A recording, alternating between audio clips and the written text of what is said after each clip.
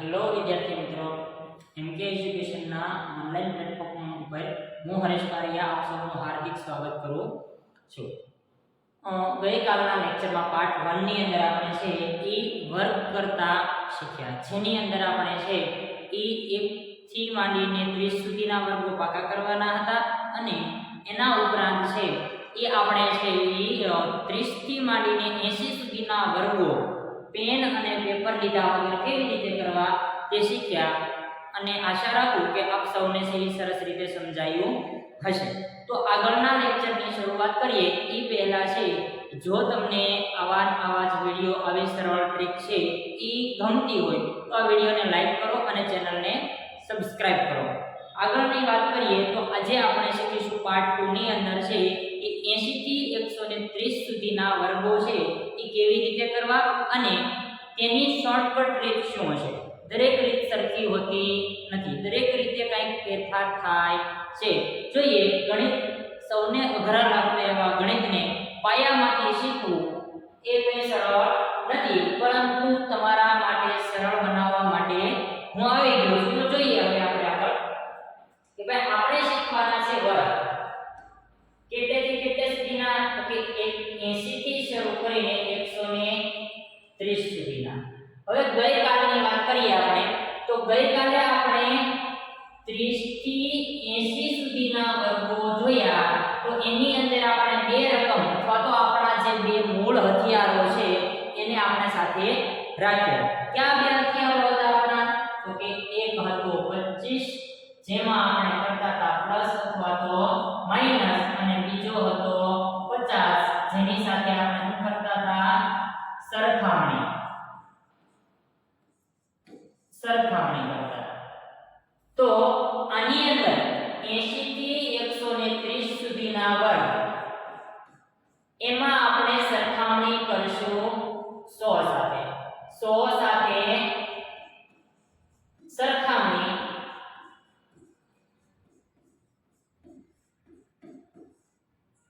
તો તમે વિચારો કે પ્લસ માઈનસ શેમાં કરશું?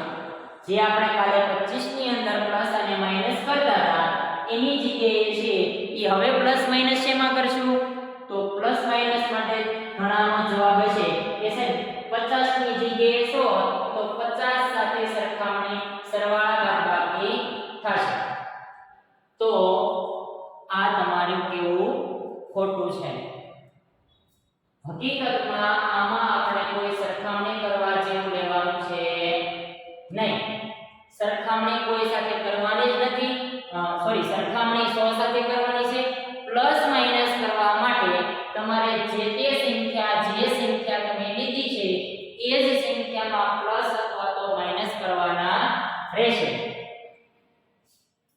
તો પ્લસ અથવા માઈનસ શેમાં કરશું? તો કે જે તે સંખ્યા. ચાલો જોઈએ આગળ એક વધુ એક્ઝામ્પલ સાથે કે 80 થી 130 સુધી. હવે આપણે આની જરૂર છે નહીં, તો આને જોઈએ કે 80 ની નજીકની કોઈ પણ સંખ્યા આપણે લઈએ, દાખલા તરીકે 87 નો વર્ગ કરવો છે. તો 87 નો વર્ગ બરાબર પેલા કીધું ભાઈ જો મેન મથાળો વ્યવસ્થિત નહીં સમજાય ત્યાં સુધી આપણને દાખલો સમજાશે નહીં. બીજી વાત, કાલે કીધું તો ગયા લેક્ચરમાં 1 થી 30 સુધીના વર્ગો બધાને પાકા આવડતા હોવા જોઈએ. તો આપણને 130 સુધીના વર્ગો મોઢે કરતા આવડશે. જો 1 થી 30 સુધીના વર્ગો 1 થી 20 ઘડિયા, સરવાળા, બાદબાકી, ગુણાકાર, ભાગાકાર ન આવડે તો આગળનું શીખવું શક્ય નથી. ચાલો આપણે જરા જોઈએ સરખામણી કોની સાથે કરવાની? 100 સાથે. 100 કરતા ઓછા છે તો 100 કરતા કેટલા ઓછા છે? તો કે 100 કરતા 13 ઓછા છે. તો ઓછા 13, 100 કરતા 13 ઓછા છે.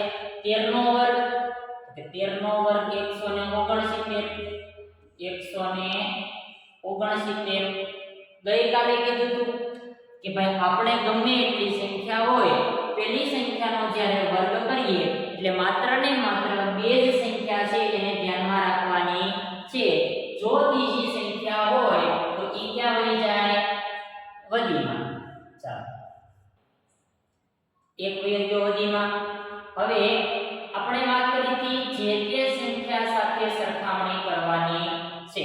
જે તે સંખ્યા એટલે તો કે 87. 87 માંથી 13 કાઢો તો સાહેબ ઈ અઘરું પડે, એના માટે તો પેન લેવી પડે, અઘરું જરાય છે નહીં. સરવાળા અને બાદબાકી મોઢે થાય. 87 માંથી 10 કાઢો 77. 77 માંથી 3 કાઢો 74. તો અહીંયા મૂકી દેવાના 74. પણ યાદ રાખો કે આગળ આપણે એક વધી માટે મૂક્યું હતું એટલે જવાબ આવશે 75. કારણ કે એક વધી જે 169 ની મૂકી હતી એ ક્યાં જાય? આમાં ઉમેરાય. બીજી કોઈ સંખ્યા લઈ લઈએ કે લઈ લ્યો 92 નો વર્ગ. આ પહેલો દાખલો.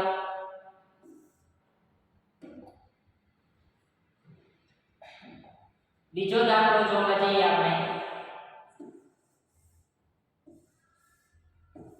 92 નો વર્ગ. ચાલો, સરખામણી કોની સાથે કરવાની? 100 સાથે. 100 કરતા કેટલા ઓછા છે? તો કે સાહેબ 8 ઓછા છે. ચાલો, 8 ઓછા છે એટલે 8 નો વર્ગ કરશું. 8 નો વર્ગ કેટલો થાય? કે 8 નો 8 64. એટલે 64 મૂકી દેશું. 64 એમના.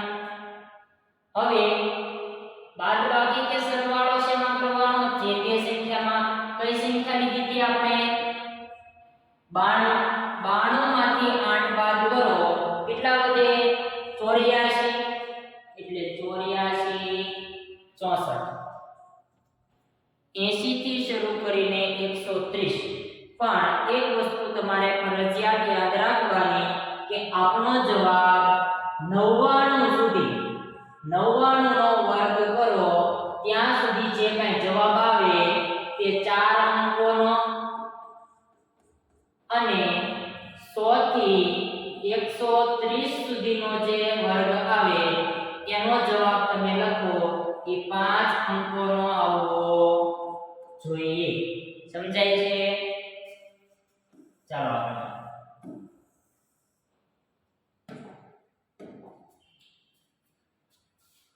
ક્રોસ ચેકિંગ કરવું છે ભાઈ. ચાલો કરી લઈએ એકવાર. 92 ગુણ્યા 92.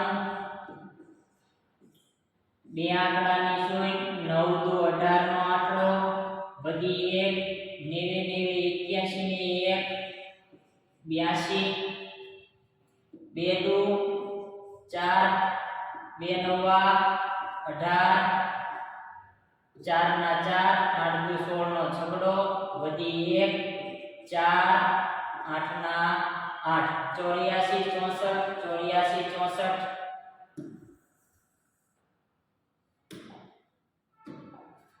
આગળનો દાખલો આપણે જોવા જઈએ તો કોઈ પણ સંખ્યા લઈ લઈએ. દાખલા તરીકે ત્રીજો દાખલો આપણે લઈએ 98.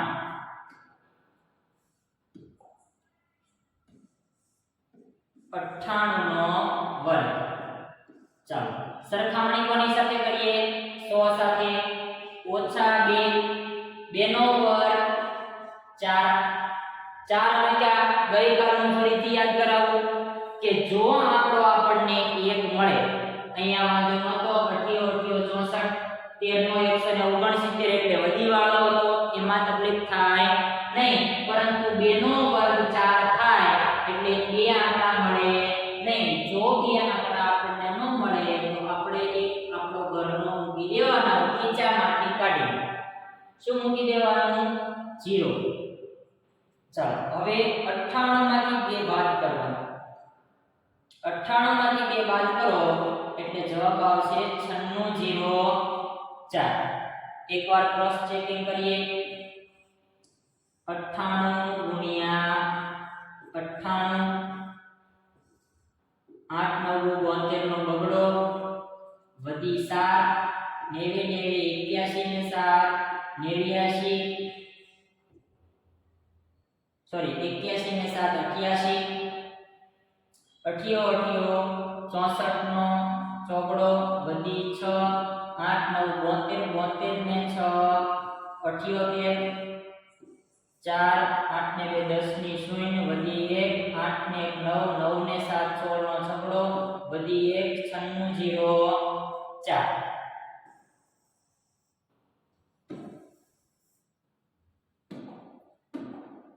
ચાલો બીજી એક 100 ની ઉપરની સંખ્યા કોઈ જોઈએ આપણે 100 ની ઉપર છે 105 105 વાળી રીત ભાઈ આપણે ગયા લેક્ચરમાં શીખી ગયા કે કોઈ પણ સંખ્યા હોય કે જેનો એકમનો અંક 5 આવતો હોય એની ગણતરી કઈ રીતે કરવાની તો કે આપણી પાસે અત્યારે સિમ્પલ ફરીથી શીખું છું કે 105 છે તો પહેલા કોનો વર્ગ મૂકવાનો 5 નો વર્ગ તો કે 5 નો વર્ગ 25 10 પછી આવતી તરતની સંખ્યા એટલે 11 તો 11 ગુણ્યા 10 એટલે જવાબ કેટલો આવે 110 એટલે 11 0 25 જવાબ આવશે આપણે રીતથી કરીએ આ રીત તો છે તે 5 વાળા માટે પરંતુ આપણે છે એ આપણી રીતથી જોવા જઈએ ચાલો કેટલા વધારે 100 કરતા સરખામણી 100 સાથે કરવાની +5 5 નો વર્ગ 25 વધ્યા કેટલા 10 105 માં 5 ઉમેરો એટલે કેટલા થાય 105 ને 5 એટલે 110 કેમનો ત્રણ આંકડા મૂકવાના કીધું તું ભાઈ કે 100 અથવા 100 કરતા મોટી સંખ્યા હોય એટલે આપણો જવાબ 5 આંકડાનો આવશે એની સિવાય કોઈ સંખ્યા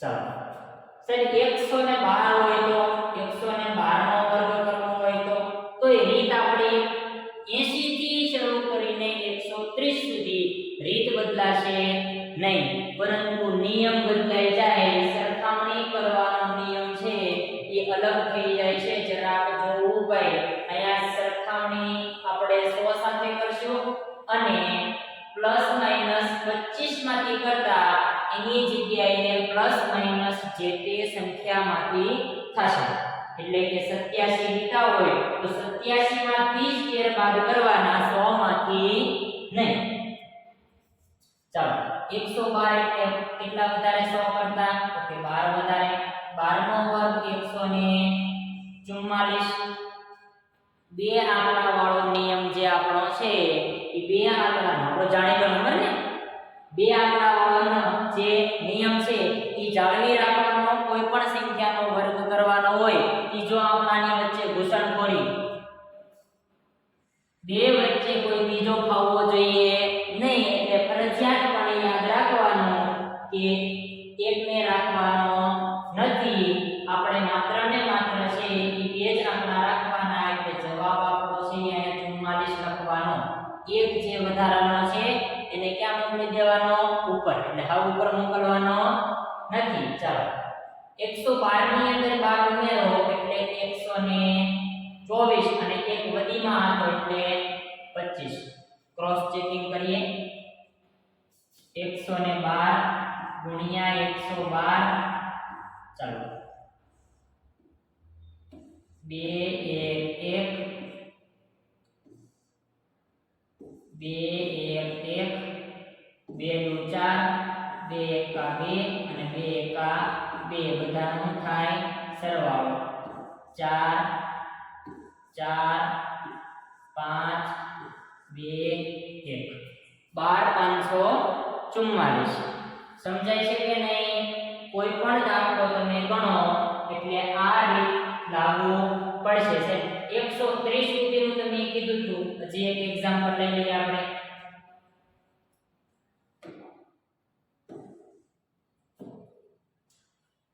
સર અમારે 119 નો વર્ગ કરવો છે ચાલો 119 નો વર્ગ કરીએ 119 એટલે 100 છે તો 100 કરતા કેટલા વધારે છે પ્લસ 19 19 નો વર્ગ સાહેબ ઈ અઘરું પડે ભાઈ પહેલેથી જ કીધેલું છે કે 30 સુધીના વર્ગો આવડશે તો 130 સુધીના છે ઈ વર્ગો તમને મોઢે આવડશે હવે ક્યાં 30 જો તમે 30 પાકા કરો તો 30 સિવાયના એક્સ્ટ્રા 100 વર્ગ કરવાના કે 30 થી તે 31 સુધીના ઈ વર્ગો પેન કાગળ ના ઉપયોગ કર્યા વગર થઈ શકે જોઈએ આપણે 19 નો વર્ગ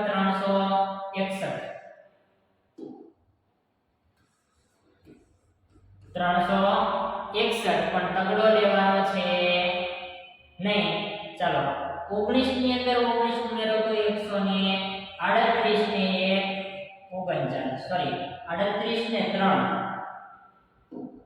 38 ને 3 41 થાય તો 41 14161 જોવા જઈએ એકવાર ક્રોસ ચેકિંગ કરીએ પછી આપણા લેક્ચરને અહીંયા છે એ વિરામ આપશું નેક્સ્ટ લેક્ચર કંઈક નવા જ ટોપિક સાથે છે ઈ લઈને આવીશું તમારી સમક્ષ જોઈએ 19 નું ક્રોસ ચેકિંગ કરીએ 119 ગુણ્યા 119